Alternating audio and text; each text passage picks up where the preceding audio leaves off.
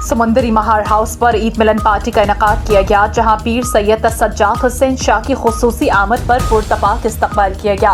तकरीब में हल्का पीपी 104 समेत सियासी और समाजी शख्सियात ने भरपूर शिरकत की। मेजबान चौधरी मुस्तकीम महार और चौधरी यासीन महार ने मेहमानों की पुरतकल्लुफ तवाज़ो की, जबकि मुल्क व कौम की सलामती और खुशहाली के लिए खुसूसी दुआएं भी की गई।